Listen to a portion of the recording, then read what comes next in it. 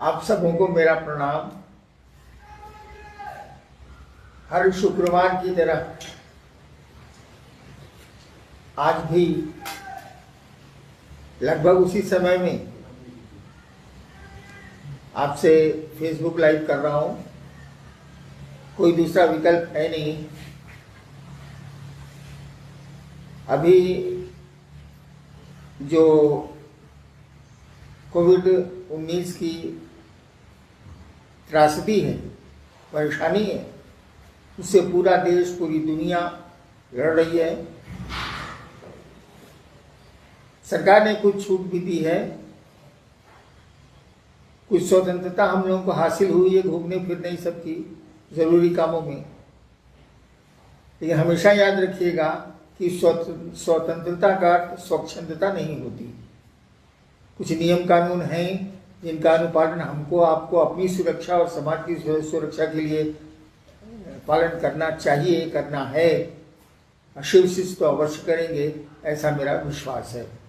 देखता हूँ फाउंडेशन की अध्यक्षा बरखा जी बैठी हुई हैं, ये कुछ कहना चाहती हैं।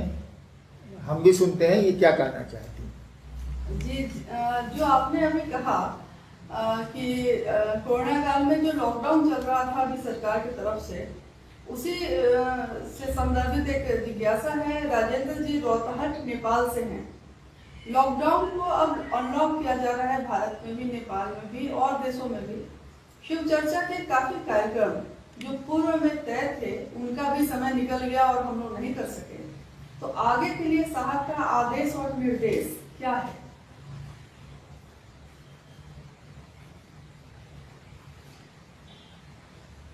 देखिए, व्यक्ति को परिस्थितियों और स्थितियों के अनुरूप चलना पड़ता है। एक दिन हमारा आपका शरीर भी हमारे आपके की मर्जी से नहीं चलेगा, उसकी भी अपनी एक नियति है, उसका भी एक काल है। तो जिस समय बीत गया, जहां आपके कार्यक्रम रद्द हुए, बहुत सारे कार्यक्रम जो मेरे स्तर के थे वो भी रद्द हुए, तो हुए। लेकिन शिव गुरु की व्याप्ति, शिव गुरु से जुड़ाव क्या कार्यक्रमों के माध्यम से ही होगा? क्या महोत्सवों के माध्यम से ही होगा? क्या परिचर्चाओं और संगोष्ठियों के माध्यम से ही होगा? शिव गुरु से जुड़ाव, मैंने बहुत पहले कहा था कि आदमी को जानकारी आप दे देते हैं, वो तो किताबें भी दे रही हैं, कई हजार वर्षों से दे रही हैं। आपके ग्रंथ, आपकी पुस्तकें, आपके शास्त्र, आपके साधु, आपके मनीषी जो भी है, उन्होंने कहा है कि शिव गुरु है, जगत गुरु है, आदि गुरु है, गुराधिपति है। मेरे पिताजी चले गए दुनिया से, वो थे तब मैं उनको कहता था कि आप शिव को अपना गुरु बना लीजिए। तो भोजपुरी में वो कहा करते थे कि तेरा पैदा होके पहले से हम जानते हैं कि शिव गुरु है। मैं आपकी बात क्यों मानूं? तो जानकारी तो हम लोग दे सकते हैं इन चर्चाओं के माध्यम से, पत्र पत्रिकाओं से, अन्य प्रचार साधनों से जानकारी हम लोग दे सकते हैं। लेकिन जानकारी तो है लोगों को। आप पूछिए, लोग जानते हैं कि शिव गुरु। मैंने इस काम को शुरू किया तो लोग बोलते थे कि कौन सी नई बात आप कह रहे हैं, शिव तो गुरु हैं। मैं कहता था कि शिव तो गुरु हैं। क्या आप शिष्य हैं उनके? अस्पताल तो है, क्या आप वहां अपना इलाज कराते हैं? स्कूल तो है, क्या आपके बच्चे पढ़ते हैं उसमें? स्कूल के होने से क्या हो जाएगा? ये जानकारी आपको क्या? जानकारी तो है। मुझको बगल का एक डॉक्टर मेरे रहता है जो बहुत अच्छा डॉक्टर है, और मैं दर्द से परेशान हूं, कभी उसको दिखाया नहीं जाता। तो जानकारी तो है।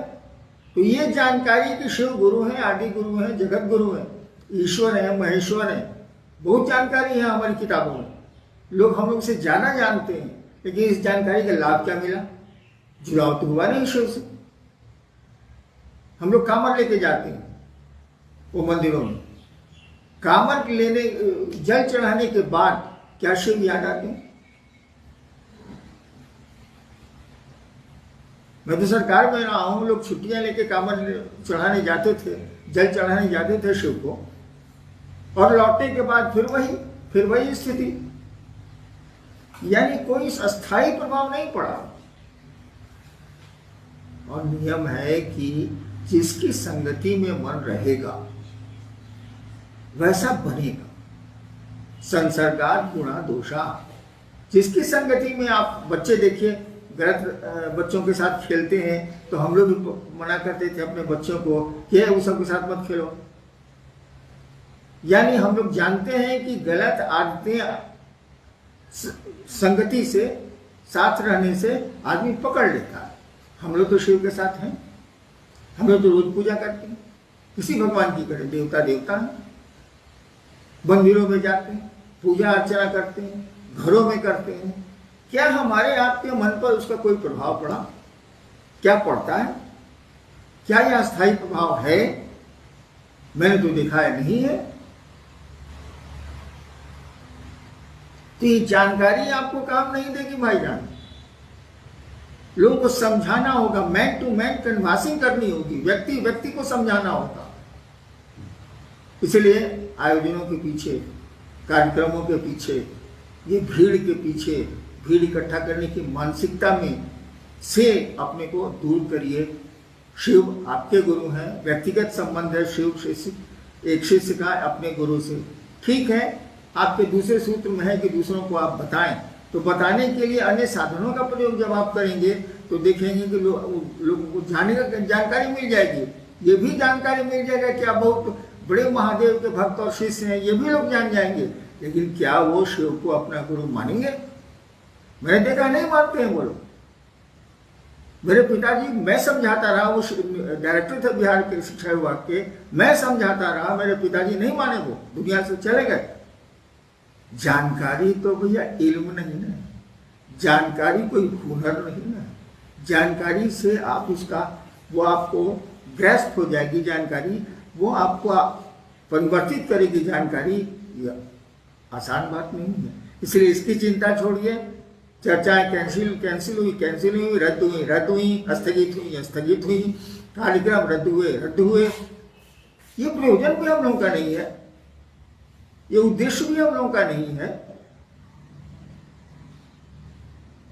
इसलिए इसकी चिंता छोड़िए, खुद महादेव से जुड़िए। जो मिल जाए मोबाइल पर ऐसे वैसे, अभी तो पूरी बंदिश है, मिल जाए उनको समझाइए, समझा के उनको शिव शिष्यता के मुखातिब करिए। आप दूसरों की चिंता में पड़े हैं। क्या आपके घर के लोग शिव को गुरु मानते हैं? क्या आपके घर के लोगों में शिव शिष्यता पर घुसी है? इसकी भी चिंता करिए भाई साहब। वहाँ काम अधूरा है, अपना खेत खाली है। दूसरों के खेत की चिंता करना अच्छी बात है, लेकिन अपने खेत को बंजर रखना भी उचित नहीं। जी, सरोज जी हैं दिल्ली से। यह सृष्टि शिव की रचना है, तो इस शिव की रचना में मैं शिव को कैसे देखूं? बहुत प्रयास करते हैं पर शिव दिखाई नहीं देते। क्या करें जो सदैव शिव ही दिखाई दे? आप ही कह रहे हैं कि पूरी सृष्टि शिव की रचना है, पूरी सृष्टि के कण कण में वही समाया है, और आप शिव को देखना चाहते हैं। भाई साहब, आप में भी तो वही शिव समाया, वही शिव आपके रूप में भी तो धरती पर है। आईना देख लीजिए, शिव दिख जाएंगे। जी, कोलकाता से भी काफी जिज्ञासाएं आई, और सीमा कंचन है भागलपुर से। आपने पिछली बार कहा था कि सांस लेने से भी आसान है शिव की शिष्यता। बहुत लोगों की जिज्ञासा है कि जब ये इतनी आसान विधा है तो इसके लिए इतने मेहनत, इतने मारामारी की क्या जरूरत है? हाँ, मैंने कहा था कि शिव की शिष्यता सांस लेने की कोशिश, सांस लेने की क्रिया से भी आसान है। क्यों आसान है?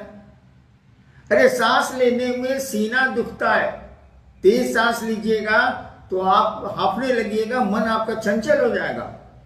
धीरे धीरे सांस लीजिएगा, अगर वायु दूषित है तो फेफड़े में बीमारी आएगी। यानी सांस लेना एक क्रिया है जिसमें आपके हमारे शरीर की ऊर्जा लगती। शिव शिष्यता में तो शिव को चलाना है, इसमें आपकी हमारी ऊर्जा कहाँ लग रही है? जब आप कर्ता बनेंगे, जब आप कर्म करेंगे, जब आप शिव शिष्यता में बढ़ेंगे, तब तो आपको कोशिश करनी है। वहां सायास होगा, वहां कोशिशें होंगी, प्रयास होंगे। लेकिन जैसे आप शिव की परिधि में घुसेंगे, जैसे आप गुरु की परिधि में प्रवेश करेंगे, अब तो गुरु को ले चलना है। हम लोग अपने से चलते तो कब का शिव हो गए रहते, पूरी दुनिया ही शिवमय हो गई रहती। शिव ले चलते हैं, आप उनके सानिध्य में बढ़ने की कोशिश करिए। उसके बाद तो थोड़ी कोशिश के बाद आराम ही आराम, आपको कुछ करना ही नहीं। बिल्कुल ये बिल्ली वाली स्थिति है। बिल्ली अपने बच्चे को उठा के चलती है, हम लोग बंदर बने हुए हैं, पकड़े हुए हैं तो गिरते हैं भद से। नेक्स्ट जी, भाई सर्वोदय जी हैं हावड़ा से। मैंने पढ़ा है कहीं कि एक वट वृक्ष के नीचे युवा गुरु बैठे हैं, उनके समीप वृद्ध शिष्यगण बैठे हैं। गुरु मौन है, परंतु शिष्यों का सभी संशय खुद ही विनष्ट हो रहा है। मैं जानना चाहता हूँ कि ये संदर्भ कहाँ का है और इसका क्या अर्थ है। ये आदि शंकराचार्य ने इस पंक्ति को लिखा है। उसके पहले दक्षिण उपनिषद भी है, उसमें भी इसका उल्लेख आया। दक्षिणामूर्ति उपनिषद ऐसे है, उसमें भी इसका उल्लेख आया है कि एक विशाल वट का वृक्ष है, जिसके जड़ के पास, मूल के पास एक युवा गुरु बैठे हैं, और उस युवा गुरु के जितने शिष्य हैं सभी वृद्ध।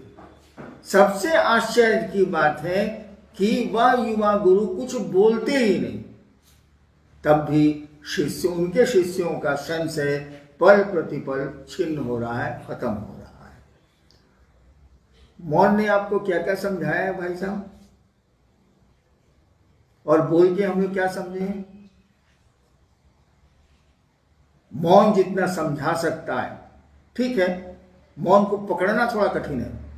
शब्द पकड़ में आते हैं, सूक्ष्म शब्द भी असुविधाओं से पकड़ में आते हैं, लेकिन मौन को पकड़ना कठिन है, इसीलिए बोलना पड़ता है।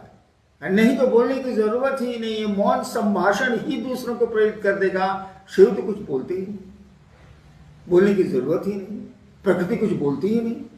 पूरे कार्यक्रम चल रहे हैं, सब कुछ चल रहा है, कुछ टूट रहा है, कुछ बन रहा है, प्रकृति कहाँ कुछ बोल रही है।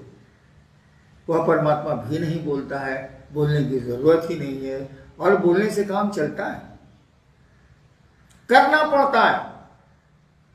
प्रकृति करती है, वो शिव करता है, वह परमात्मा करता है, गुरु भी करते हैं। भाषणबाजी से गुरु का काम नहीं चलता है। हाँ, शब्दों को पकड़ना हमारे आपके लिए आसान होता है, इसीलिए गुरु शब्दों का सहारा लेते हैं, लेकिन शब्दों के सहारे शिव तक नहीं जाया जा सकता। शब्द पहले ही खत्म हो जाते हैं। वो आकाश तत्व की तन्मात्रा है, वो शिव, वो भगवती शिव तो उस पांचों तत्वों से बहुत ऊपर हैं, कैसे शब्दों से पकड़ाएंगे। मैंने कहा भी था कि नमः शिवाय आपको शिव से नहीं मिलेगा, शिव के एरिना में, शिव के क्षेत्र में फेंक सकता है, जा नहीं सकता। जी, बहन चांदनी है पटना बिहार से। मेरे गुरु शिव हैं, जब भी मुझसे शिव गुरु संबंधित जिज्ञासा पर बोलने के लिए कहा जाता है, मैं घबरा जाती हूँ। मैं ज्यादा बोल नहीं पाती, तो लोग मेरा भाव मापते हैं, कहते हैं मुझमें मेरे गुरु शिव के प्रति भाव और दर्द नहीं है। क्या ज्ञान होना ही शिव के प्रति दर्द और भाव दर्शाता है? ज्ञान होना शिव के प्रति दर्द दिखलाता है, ऐसा बिल्कुल नहीं। ज्ञान मस्तिष्क से पैदा होता है, समझ दिमाग से पैदा होती है, और भाव दिल से पैदा होती है, हृदय का पक्ष भाव। तो आपके भाव को वे ही पकड़ेंगे जो भाव से युक्त हैं, भाव से जुड़े हुए, जिनके पास भाव है वो पकड़ लेंगे। लेकिन जिनके पास दिमाग है, जो बोली को पकड़ते हैं, शब्दों को पकड़ते हैं, भाषणबाजी को पकड़ते हैं, वो कहां से पकड़ेंगे? इसलिए दोष आपका नहीं है, दोष बोलने वालों का है, उनके पास भाव की कमी है। उनको समझाइए कि अपना भाव आप ठीक करें, अपनी मन की बात को, अपने मस्तिष्क की बात को दिल में ले जाएं, उस विचार को दिल में उतारें। विचार को दिल में उतारेंगे तभी भाव बनेगा। भाव पकड़ में आचरण से आएंगे, ऐसे नहीं आएंगे। जी, भाई दिलीप हैं जनकपुर नेपाल से। हम कभी कहते हैं कि मन नहीं है, शिव चर्चाओं में भी बहुत बार हम लोग के साथ ऐसा हुआ कि कभी कहते हैं कि मन नहीं है, कभी कहते हैं दिल नहीं कर रहा है। तो ये मन और दिल क्या दोनों अलग चीजें हैं और ये क्या है? मन तो एक अदृश्य मशीन है, विचारों को पैदा करने की अदृश्य मशीन है। उसको आपका चिकित्सा विज्ञान आपके शरीर में नहीं ढूंढ सकता है। हाँ, ब्रेन ढूंढ लेगा, मन नहीं मिलेगा। हम लोग कहते हैं कि हम लोग का आज मेरा मन दुखी है, मैं बाजार नहीं जाऊंगा, या हमको आज मीठा खाने का मन नहीं है, कुछ नमकीन है तो खिलाओ, बोलते हैं। यानी आप मन भी नहीं है, शरीर तो नहीं ही है। शरीर के कई अंग बदल दिए गए हैं चिकित्सा विज्ञान के द्वारा आज तक। लोगों के खराब हो जाते हैं तो बदले जाते हैं। हम मन भी नहीं है, कभी नहीं कहते हैं कि मेरा मन आज नहीं है इस काम को करने। यानी जैसे हम लोग कहते हैं कि हमारी चप्पल टूट गई है, तो भाई चप्पल टूट गई तो आप चप्पल है, आपका मन दुखी है तो आप मन तो नहीं है। मेरे घर की दीवार खराब हो गई, अब दीवार है, घर की दीवार है, आपके घर की दीवार। वैसे आप बोलते हैं मेरा मन आज दुखी है, तो आप मन नहीं। आप हैं कौन, हम हैं कौन, इसी का उत्तर ढूंढ लीजिए। उसे शिव, वो शिव मिल जाएगा, वो ईश्वर मिल जाएगा। ईश्वर को ढूंढने की जरूरत नहीं है, अपने आप को ढूंढ लीजिए कि आप और हम कौन हैं। कठिन है, अपने में अपनी तलाश करना कठिन है, इसलिए शिव के पास जाइए। वो गुरु भी हैं, उनको अपना गुरु मानिए, शिष्य भाव दीजिए, ड्रामा बंद कीजिए, शिष्य भाव दीजिए, तभी सही स्थिति का पता चलेगा। तभी आपको पता चलेगा कि आप हैं कौन। कुछ नहीं है, हम आप मात्र उसी शिव के एक रूप हैं जो जगत में तमाशा कर रहा है, तमाशा करवा रहा है। जी जी, बहन दुर्गावती हैं कोलकाता से। गुरु की जब गुरु शब्द का जब जिक्र होता है तो लोग उदाहरण में बोलते हैं कि ये तन विष की बेलरी, गुरु अमृत की खान, शीश दिए जो गुरु मिले तो भी सस्ता जान। इसका अर्थ क्या हुआ? हम स्कूल के मास्टरों में हो यानी ये जो शरीर में आत्मा आई है, वो प्राण आया है, ऊर्जा आई है,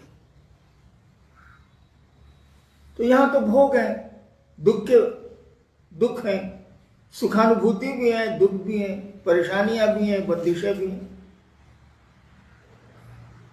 तो कहा जा रहा है कि ये जो शरीर है या तन, ये जो मानव शरीर है, वो तो भाई दुख की लता है, बेलरी है। गुरु अमृत की खान, गुरु के पास जब आप जाएंगे, गुरु से आप जुड़ेंगे, तो वो अमृत आपके जीवन को परिमार्जित करेगा, शुद्ध करेगा, और व्यक्ति फिर इस जन्म मरण के बंधन से मुक्त हो जाए। जी, भाई आशीष जी हैं पूर्णिया से। शिव गुरु अपने शिष्य को शब्द से निशब्द की ओर ले जाते हैं, ऐसा सुना है।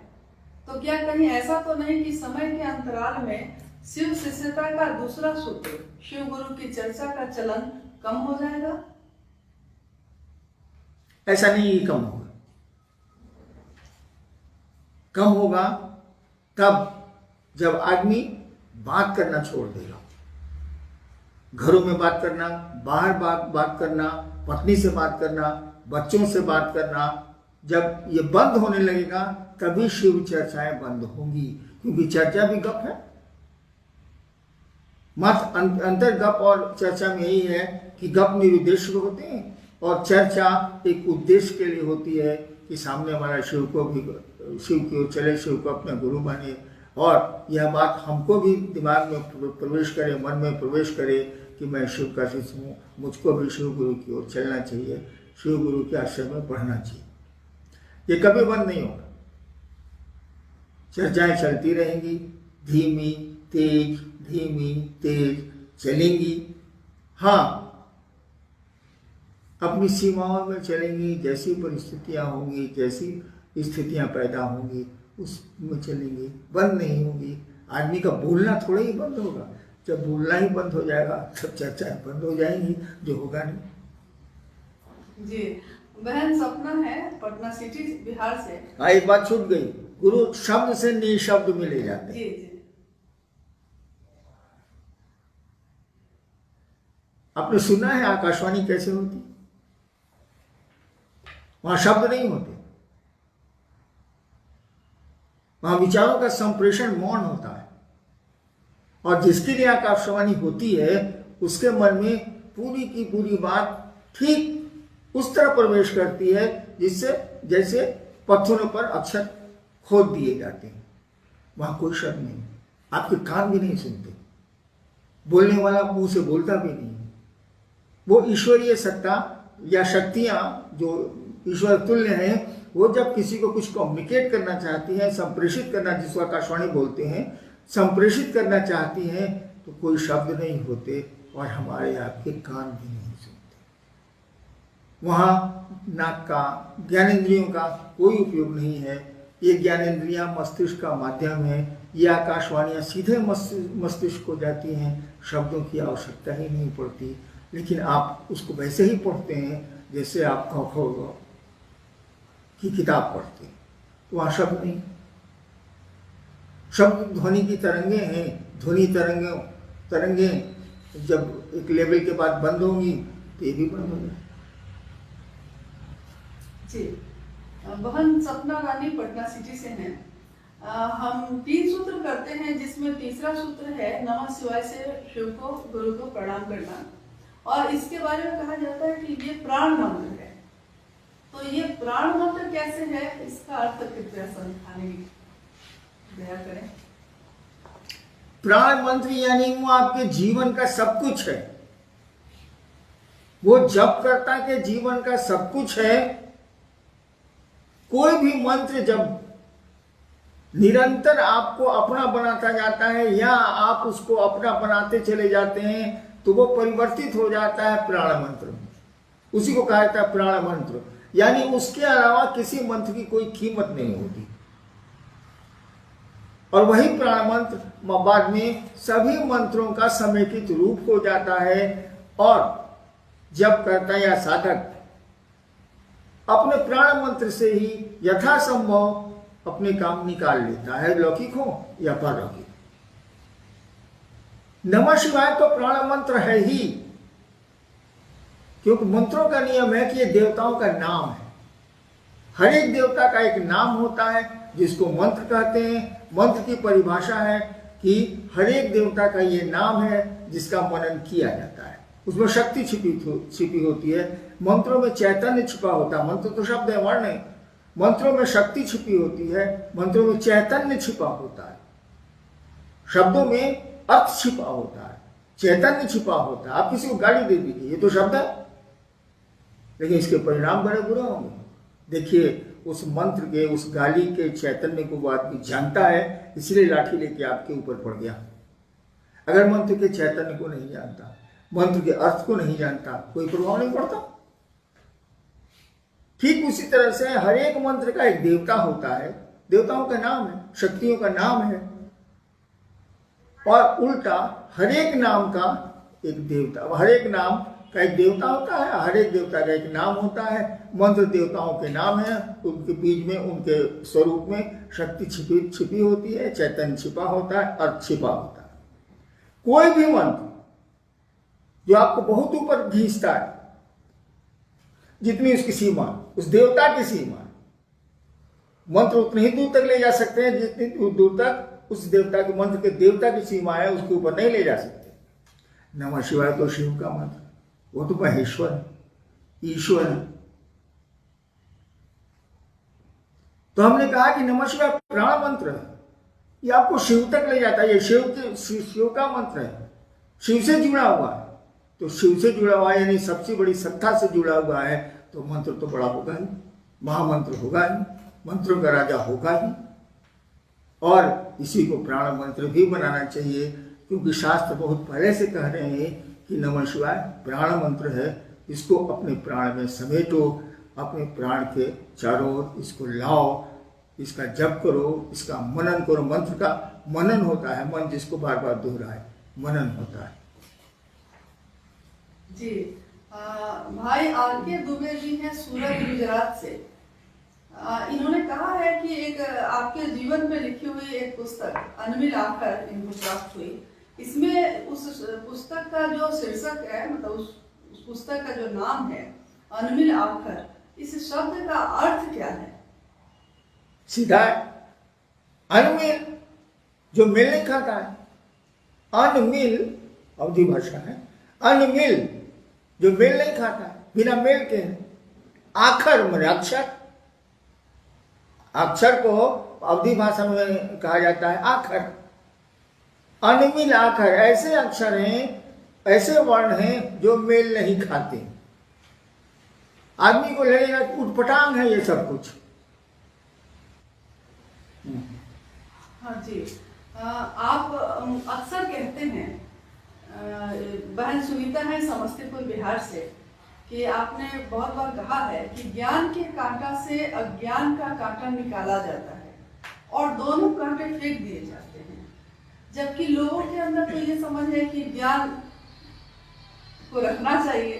तो ये ज्ञान क्या है और क्यों उसको फेंक देना चाहिए?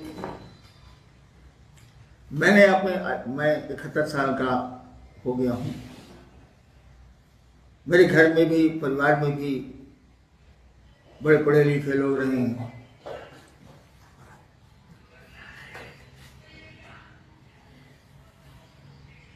बड़े पढ़े लिखे लोग रहे हैं। मैंने देखा है कि उनका ज्ञान उनके लिए कांटा बन गया है, कंटक हो गया है, और बाकी चीजें तो धीरे धीरे आपको आपकी खत्म हो सकती हैं। जैसे पहलवानी का शौक बहुत दिनों तक नहीं चलेगा, क्योंकि बाद में गठिया हो जाता है, रोग हो जाते हैं शरीर से। फिर मैंने एक बहुत बड़े पहलवान से मैं मिला, आया था मुझसे मिलने, बेचारा सीढ़ियों पर नहीं उतर पाया। मैंने पकड़ के दूसरों से उनको सीढ़ियों पर उतरवाया। क्या स्थिति, इतना बलशाली आदमी अपने जमाने का क्या हो गया। व्यक्ति की सुंदरता कितने दिन, उम्र ढलेगी, सुंदरता खत्म। लेकिन ज्ञान की जो पकड़ है ना, वो नहीं खत्म होती है, अंत तक रह जाती है। जो ज्ञानी है वो अंत तक आपको ज्ञान बगाड़ेगा और आपकी सुनेगा ही नहीं। इसीलिए ज्ञान के कांटे से अज्ञानता तो और बुरी चीज है, ज्ञान के कांटे से अज्ञानता का कांटा निकाला जाता होगा। आपने देखा हो या नहीं देखा हो, देहात में जब लोग पांव पैदल चलते थे और बबूल वगैरह का कांटा पांव में गड़ जाता था, तो दूसरे बबूल के कांटे से उस कांटे को निकाला जाता था। आप पॉकेट में रख लीजिएगा, पॉकेट में रखिएगा तो जिससे निकाले वो गड़े, यानी दोनों कांटे फेंक दिए जाते थे। कहा जाता है कि ज्ञान के कांटे से अज्ञान का कांटा निकालो और दोनों को फेंको। ज्ञान कोई काम नहीं देगा, सब बेकार हो जाता है। काम आपको हमको देगा बस वही, याद नहीं अब कुछ, भूल गई सब कुछ, एक बात मगर नहीं भूली, जूली आई लव यू। ठीक है, ये फिल्म का गाना है, लेकिन शिव से जो प्यार होगा, शिव रूपी ज्ञान जो हम में आप में आएगा, शिव से जो प्यार होगा, भगवती से जो प्यार होगा, वही ज्ञान आपको उस शिव तक ले जाएगा, पूरी दुनिया से ऊपर करेगा, जगत से ऊपर करेगा, जगत के बंधनों से मुक्त करेगा। बाकी ज्ञान तो चुभेगा, और ऐसा चुभेगा कि मरने की स्थिति में नहीं निकलेगा। वो अज्ञान तो निकल जाएगा कांटा, ज्ञान का कांटा नहीं निकलता है, बहुत ज़्यादा दर्द देगा, मरने तक ये दर्द देता है। क्योंकि मात्र शिव का ज्ञान ही जो दया से भींगा होता है, मात्र शिव रूपी ज्ञान ही हमको आपको आनंद देता है, आनंदित करता है, परमानंदी बनाता है।